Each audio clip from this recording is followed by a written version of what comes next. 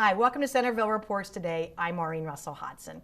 It is summertime, and summer brings a lot of different issues involving safety at your home and your personal safety.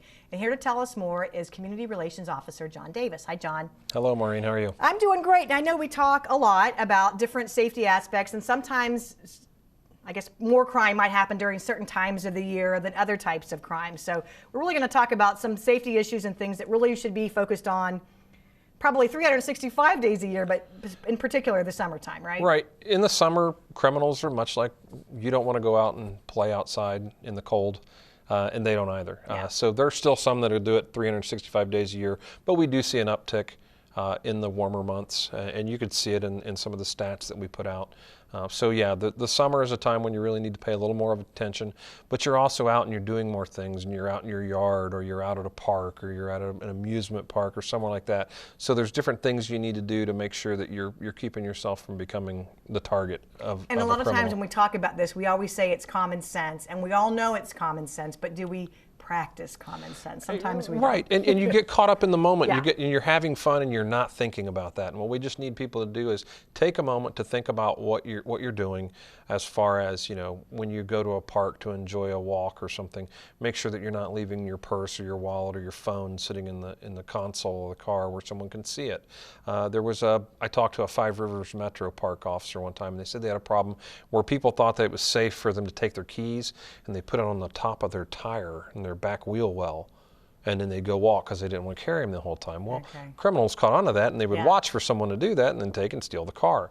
So there are people watching as you get out of your car, especially with women. They'll see if you're not carrying a purse, they start wondering, well, where's the purse? And they're going to make that assumption that's in the car. So if you're going to go somewhere like that, if you don't have to take your purse, leave it at home, put it in the trunk before you get there so someone doesn't see you do it.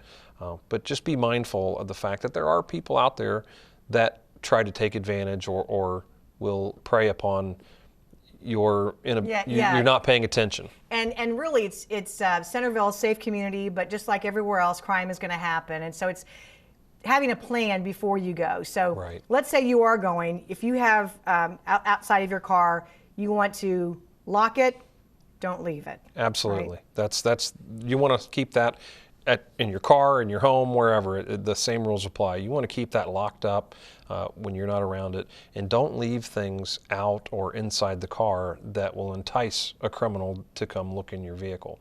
They may look, but if they don't see anything and the car's locked, they're going to move on to the next one. In a 2-year period, I could not find one report in the city of Centerville where a car was broken into and nothing was taken.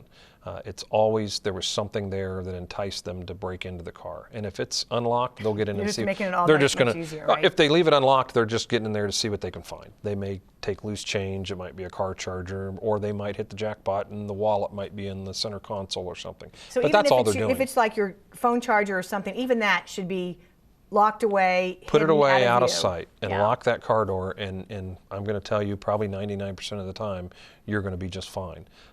But like I said, over that 2-year period, I couldn't find one where a car was broken into and there wasn't something in there that they wanted. And this just goes with everything that's involved with not only your car, but your home. Your garage door should be closed, your shed should be locked. Bicycles, Yeah. you know, this time of year, everybody likes to take a bike ride and go somewhere. But if you ride that bike to the store and you just leave it sitting out front and go in to do your shopping thinking it's Centerville, I'm safe, there's people out there that will try to target that, and they're looking for that complacency. So lock that, put a lock on the bike. There's areas that you can lock it to a sign or whatever, because if they see that, they're not going to go through the trouble and draw the attention to themselves to cut a lock or try to break a lock or anything like that. They're going to move on because they'll find one somewhere that someone's left sitting unlocked. Your home. Same thing applies. You're out in your backyard and you're doing yard work. Don't leave your garage door standing wide open with the door leading to your house open as well, because we've had situations in the past where somebody's walked into the kitchen, and I know my wife does it. She sets her purse down on the kitchen table and then goes about her way thinking it's your house, you're expected to do. Right. They walk right in, they walk right back out with the purse, and you're out in your yard working and you never know it. Same thing with tools. Even if you lock into the house, think of the cost that you have or the expense and all the tools and things you have in your garage. Those are things that someone, it's that low-hanging fruit, I call it. It's easy picks.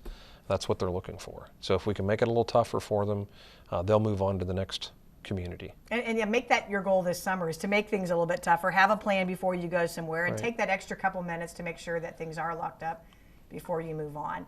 I wanted to ask you too about folks now. It's summertime. The daylight is longer, and you might see people coming around, knocking on your door. This is probably maybe a solicitor, but could also be It could be a someone criminal, casing. right? It could Yeah, be someone casing the front. neighborhood.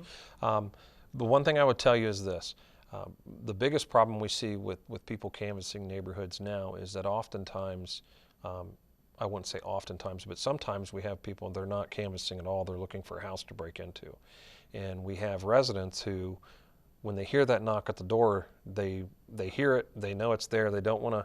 They don't want to be. They don't want to be rude. They don't Yeah. want to be impolite. So they just kind of sit in the house and be quiet, like no one's home. Well, unfortunately, that sends a message to the would-be burglar that the house is available to break into because there's no one home. We've had a couple of instances over the past couple of years where that very scenario has played out, and they didn't answer the door, and the burglar broke in, and all of a sudden they're face to face with the resident. That's one of the things we don't want to do. So if you hear that knock at the door, I'm not necessarily saying you have to go open the door, but you can go to the door and tell them, I can't come to the door right now, you know. And if they persist and don't want to go away, then call the police department and let us come out and deal with it. But don't give them the impression that the house is vacant.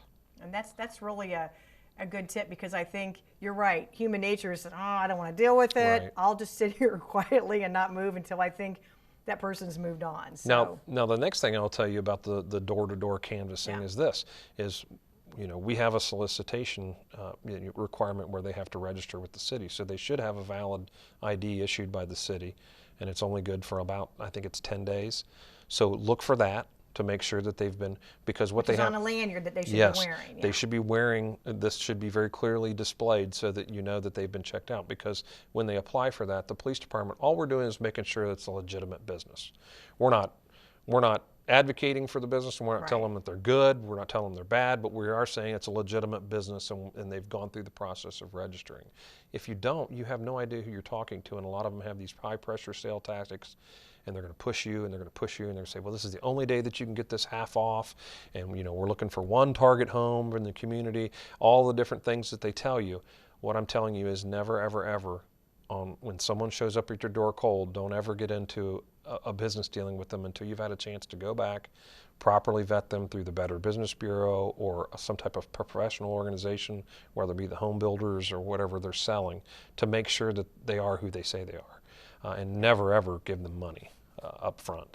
Just make sure you're doing your homework so that you're not being taken by these door-to-door salespeople. And the same thing goes with these phone scams too that happen, which has been an ongoing problem really all over the country. Yes, unfortunately, the phone scams are rampant, and they're that way everywhere. We have everything from scams saying that people owe money on their power. Maybe DP&L, when that's not the way DP&L works. And then they'll say, well, you need to give us a Western Union and money to here. Well, that's not the way DP&L works Right. either. So what we tell people again is it goes back to that: do your homework, make sure you know who you're talking to. Because this day and age, just because your caller ID says that it's coming from DP&L doesn't mean that it is, because Right. they can do they have these spoofing programs where they can change the number that it looks like it's coming from, as well as who the caller is. They can actually make that whatever they want. So your caller ID, I could type into a spoofing program and I can make it look like it's coming from you from your phone number, and that's not the case. So never trust that. Always do your homework to make sure you know who you're talking to, and don't take their word for it. If you say, well, I'm going to call you back, don't let them give you the number. You look it up. Do your homework and make sure you know who you're talking to. Because it may be, in fact, that you do owe money, but until you go through the proper Right. channels to make sure you know who you're talking to, you have no idea who's on the other end of that line. So it really goes back to too, if something doesn't look right, it doesn't feel right, it probably isn't. Right. And if you're caught in a situation like that, you should call the police department. Yeah, anytime that you're in doubt and anytime your first thought is, I think I maybe should call the police department, you probably should, because that's what we're here for. You're never going to get any pushback from us, to come out. We would much rather come out at the very beginning than to come out later when a resident has lost anywhere from $500 to $50,000. I mean, and those have happened. Those are figures that are very real. Some of them have been higher. So we would much rather come out and be able to help you work through It may be a legitimate business. We don't know, but that's when we need to know what's going on. Door-to-door salespeople the same way. If they show up and they don't have that ID from the city, call us. We need to come out and, one, inform them of what the city's ordinance is so they can go through the proper channels, but two, we may be able to find out that it's not necessarily who they say they are, and we need to know who's in the neighborhoods. And speaking of that, knowing who's in the neighborhood, you know who's in your neighborhood more than the police will know. So if something looks unusual or something doesn't seem right, you want a phone call too, right? That goes in your neighborhood. If you're out at Kroger's, if you're out at Costco, across the city, if you see something that just doesn't look right, you need to say something. You need to let us know. It could be organized retail crime. It could be people shoplifting. It could be someone canvassing the neighborhood that's actually looking for a house to break into. We want you to give us a call. That's what we're here for. That's how we catch people with bad intentions. And a lot of times we don't catch them, but when we show up, they don't come back. Wonder what that is. Something about that uniform, Prevention I is think. a wonderful thing. Hey, I want to go over now just a few events, and I know I'll have you back to talk about these, but really some great opportunities for you to get to know the police officers who are protecting your neighborhoods and protecting your families. And one is we want you to stop by and see you at the Americana Festival because you have a booth right outside Benham's Grove, right? Yes, you will see the Centerville police tent as well as our SUV parked there on the street like we are every year. Would love to have you stop by. We have some educational literature and things of that nature, or just if you have that question you'd like to ask, we'd be happy to see you and stop by and have a chat. Yeah. Be there all day. Place to, all day. All day. All day. You're going to repeat all day. All day. All day, folks. And then if you are interested in learning more about the police department, the best way, and this has to be the #1 recruiting effort for all the good things that police do, is the Citizens Police Academy. Oh, hands down, the best program, I think personally, that we have. The Citizens Police Academy is a great opportunity. It's a 12-week program, one night a week on Wednesday evenings from 6:30 to 9:30. You come in and we give you a glimpse of the reality of what police work's really about. It's not TV, it's not the news, it's not even the rumors or the myths that you hear from neighbor to neighbor, because everyone's been skewed by the media, whether it be entertainment or news. And I think a lot of people come away from it with a much better appreciation as to how we do things, why we do things the way we do, that there is a method to our madness. It's not everything you hear out there. And this is, I mean, we cover everything from firearms to use of force to internal investigations, domestic violence, drug investigations, traffic enforcement, traffic crash investigation. We run the gambit. And it's not too late or too early to register for the September class, right? No, because those do fill up. It does traditionally fill up, and we're looking at September 2nd start. So you can either come to the police department lobby, or if you want to email me at the police department, it's just police@centervilleohio.gov. It comes to me. I'd be happy to email you an application and get you signed up. Okay, boy, I feel like it's lightning round. We have to love these to get through. Torch Run, June 25th. June 25th, the Law Enforcement Torch Run is a fundraiser for Special Olympics. It will leave the police department front lot around 11 a.m. And we will go out Spring Valley to 48 and run north on State Route 48 all the way to the Dayton Police Department off of 3rd Street. And law enforcement officers carry that torch every year into Columbus. There's 4 different legs that come into Columbus. And it's quite a for sight. The I mean, if you can kickoff go to of the police department and watch them. And then I want to ask you real quickly about the open house, because that's always a really fun event, and it's coming up in August. Yes, August 1st, Saturday, August 1st, from 1 to 4, just like the format we've had before. A lot of the same things. We're looking at some new things this year. I don't have them firmed up yet, so we'll have to kind of wait and see. But a great way to come out, meet your officers, take a tour through the police department. Always fun, food. Yeah, there's inflatable obstacle course, there's food, Care Flight will be coming in, all those different things. So. All the wild stuff. And then just real quickly, remind folks about the Cattleman Golf outing. Yes, the Cattleman Memorial Golf Tournament. It's going to be September 14th this year out at the golf club at Yankee Trace. And we should be having the brochures. You should start seeing those throughout the community here shortly, where they're being printed. And we'll also, again, if someone needs one, they can email me at police@centervilleohio.gov, and I'll be happy to get it to you. Thanks, John. We'll see you next time.